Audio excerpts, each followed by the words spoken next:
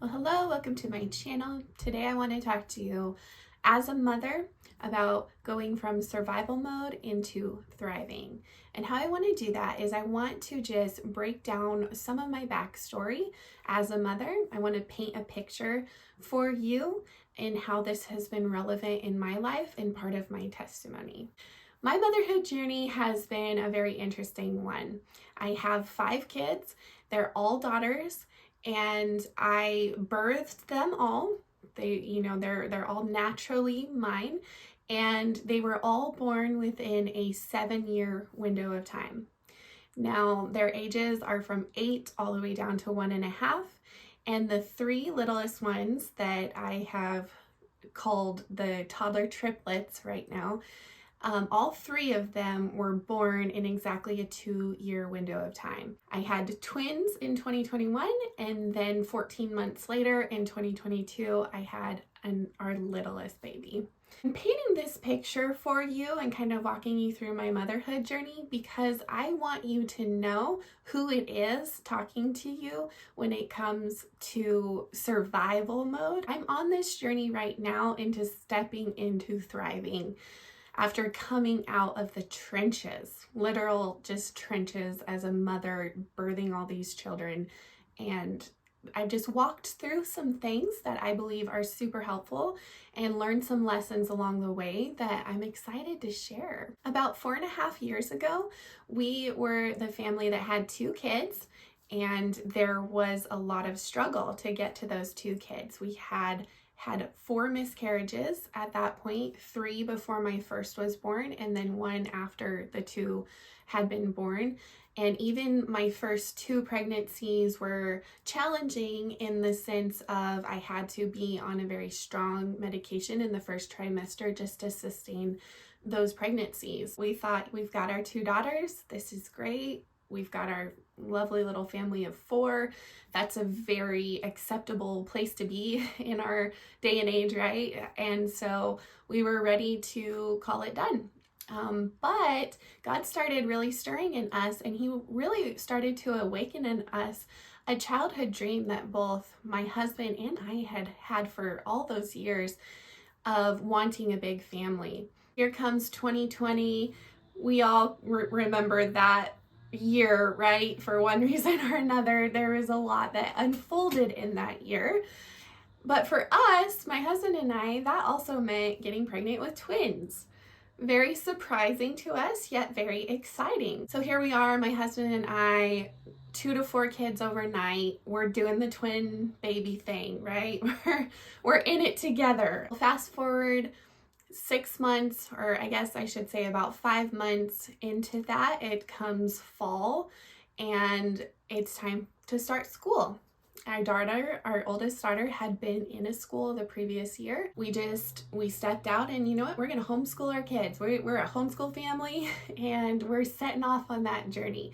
Before having kids, my background was in teaching. So I was a teacher for 6 years in preschool and kindergarten. And so, you know, when my mind took on homeschool, it was from a teacher perspective. It wasn't we're going to have fun. We're going to just, enjoy this at home and it's going to be a different kind of learning environment. No, I was like, here's our curriculum, here's our schedule. It's very rigid. I mean, here's the expectations for the whole year, the end of the year, and I only had a kindergartner that I was homeschooling at the time, but it's just so ingrained in me as a teacher to be very rigid as well. And 1 month later, we are pregnant. Big surprise. The twins were only 7 months old. Just started this, school at home journey. Excited about that. And now thinking about, oh my goodness, we are adding another child into this. But also, my body was not ready for another baby at that point. I had a hernia on top of all of that in my abdomen as well, which was causing pain, and I later found out it was like impossible to close that diastasis recti, the separation of the abs, with that hernia. And so, there was so much going on in my body, and just being very exhausted from the pregnancy itself, the C-section recovery, having the 4 kids, the infants, and now I'm starting from the beginning. It's been wild. It's a crazy journey. And so I tell you all of that kind of stuff, not to be like, oh, look at me, or, wow, it's been so hard for me. I want to paint that picture for you. Number one, so you can get to know me a little better, but also number 2 is like, I have been in the trenches. I know what it means very, very personally to be in survival mode. And I know that it is not God's plan and purpose for us to stay in that survival mode. So I really wanted to just paint the picture for you so you know who's talking to you. All right, so moving on from my story into some things I want to share with you, some things that I've learned in the trenches that I really want to impart to you. First thing is that you really need to have your own space. Now, when there's so much going on in your life with a baby, and especially if you have a larger family and there is just a hustle and bustle at every corner of your home, it is so important to have your own space. I know this isn't always easy to figure out how that's going to look in your home. It could be a closet that's, a walk-in closet, overly sized closet. Maybe it's like just a corner in your bedroom, or maybe it is your bedroom where you kind of just put it as, this is off limits, this is an adult zone. I don't want to say like your kids can never come into it, and they should, and they should see your space, but there should also be a respect that this is an adult zone. So we're not going to have, all the toys, all the stuff that comes with kids that you're surrounded with throughout the rest of your house. This is a sacred space for you. This is so important because you need to be able to get out of that constant mother space and into a place where you remember that you are a woman, you're an individual, you have a lot to offer the world yourself. And you also really need that sacred space to meet with God, to take the time to be refreshed, to be refueled, to energize, and be able to step back in to those mother shoes with a newness and a vitality that can only come from when you get alone, when you get in your space. The next thing I want to share is that now that you have that sacred space, get a pen and paper, get a journal, and if you're not accustomed to journaling, that's okay. But start by just writing down the things you're thankful for. Just do it just do 3 things that you're thankful for each day. I'm telling you, there's a lot of research on this regarding mental health. There is a lot of study on how this improves your happiness by just keeping a gratitude journal. So some thriving advice there is, take the time to do this. You will be amazed at how much it just really improves your mood, it improves your outlook on your circumstances, and it helps your relationships with those in your family as well. So get into that space, get into that sacred place, and then grab the pen and paper and write the things you're thankful for. I recently heard that it is a good thing to do this at night. It improves sleep by so much. I mean, I don't have the studies to share with you, but it improves your quality of sleep when you have an output in the evening right before going to bed. And when that output, writing things down, is now gratitude, you will be going down to bed so much better that way. Another tip for a thriving life as a mother is to serve your children. We are the best version of ourselves. We are the happiest, the most like our Creator God, and Jesus our Savior when we serve others. Jesus said he didn't come here to be a king in the sense of what we would imagine a king to be. He came here to serve, and we see that through his life. And so we are called and commanded really to serve others. And we are the most fulfilled when we're serving. And so I just want to tell you, serve your children. Because of course, you're meeting their needs on a daily basis. The kids come out and they need everything from you to survive themselves.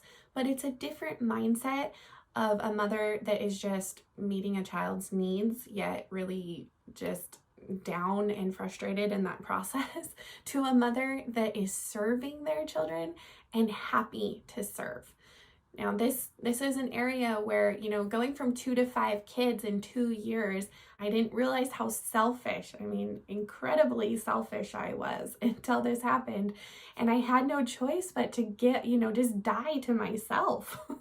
Just laid down that area. God was really taking care of that selfishness by allowing me to go through this. Now I can say that I love to serve my kids. So what that means for me is when it comes mealtime, they're the priority. It's a different mindset. You could either be like, oh, I am such a maid here and these kids are ungrateful and all of those kinds of mindsets. I understand those very much so. I understand. Or you can change your mindset to be like, I get to serve them. And you know what? I can either eat beforehand or I'll eat afterwards, whatever the case, but I'm going to make this a fun and enjoyable time together around the table for all of us. There's other ways you can serve your children too, all throughout the day. But that's what I've found, especially with a large family, is meal times have been the most challenging to keep, maintained well. And it's also where we end up serving them most. Another aspect of thriving is to simply dance with them, worship the Lord with them, have an enjoyable time getting into the presence of God. We don't have to just confine that time at Sunday mornings going to church. We should be doing that in our home. And oftentimes we don't, but we're really missing out on showing our kids that this is a lifestyle. Enjoy those times and worship the Lord. It will bond you together. It will help your kids see that their relationship with the Lord should go outside of the church walls as well. And I'm telling you, it is a way to thrive. It's a way to flourish in the house of the Lord. The house of the Lord isn't only the church building. It's us. We're the church. Let's just enjoy our children and bring out that childlike faith in us. And let's thrive in all of our relationships. The final thing I want to tell you about thriving as a mother is you want to live from the future, not from the past, and really not even from the present. What that means is that you think about where your life is headed, what you want your life to look like in a year, 5 years, 10 years, whatever. And then you make choices in the present based off who that person is then, not who you are right now and not who you were in the past.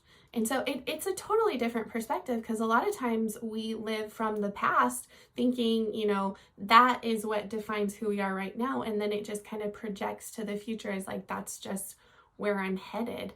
And there's possibly not going to be very much change. But if you were to look at your life the last 10 years, think about yourself 10 years ago from right now. Has there been incredible change? Most likely you would say, yeah, I'm not even anywhere near where I thought I would have been. And there's been so much that has happened, a lot of really amazing things, maybe some really terrible things too. This is a gift, a total gift that God's given us, the power of imagination and the power of expectation. That's what faith is. we know it, Hebrews 11:1. Now faith is the substance of things hoped for, the evidence of things not seen. So that is a very definition of future self. You expect things that are not seen. You hope for what is not seen. That is faith. So you get the Holy Spirit's help on this, but you picture that life and then you make decisions right now based on who you're gonna be. Also, I just want to mention this part of like living from the future is you also want to make sure that your past is not telling you who you are now or who you're going to be. So what that takes is a reframing of your past. And I could sit here and think, oh my goodness, look at all the trauma I've gone through. And even though it's been beautiful having 3 kids so quickly, going from 2 to 5 kids so quickly, it has been trauma in my life. And I could sit here and just be like, oh my goodness, look at my body. My body, look at how much I lost by, having all these kids. I could be this much farther, but you just put a negative frame around all those things that happened. And that is what is dictating who you are right now. And the choices you're making right now are determining what your future is going to look like. So instead, we need to take those things of the past, even if they were bad, even if they were horrible things that happened. And we need to say, you know what, that didn't happen to me, it happened for me. Because there is always a good, even in a bad. There is 2 sides of a coin, always. You never see a one-sided piece of paper ever. There is always going to be 2 sides. And if there is a bad side, there has to be a flip over and good side. And that is Romans 8:28. That's saying, God is working the good for everybody that is called, that loves him, and according to his purposes. I know I didn't say that quite perfectly, but we are, God is taking every single circumstance in our life and he is working the good. And so it's up to us to choose to believe that and say, you know what? I am going to look at that as, I learned so much even through something very horrible in my life. And I am who I am, and I have a testimony now to use. And, you just put a different frame around that in your mind so that now the past is not dictating who you are and who you're going to be, but you're using the past as actually fuel to get to who you want to be and who God has purposed and designed you to be. So that is probably the best tip I can give you, is to live from the future self. And that sounds like a crazy type idea. I'm encouraging you to look it up more. I am not the psychologist here to be able to go into the depth on that. But studying that out, it will blow your mind, it will change your life, and it will take your faith to the next level. It will take your relationships to the next level, your entire life to the next level. Thank you for joining me in this, my story, sharing with you, and also just walking you through some of these great things that I have learned as a mother so far. So be blessed and have a lovely day.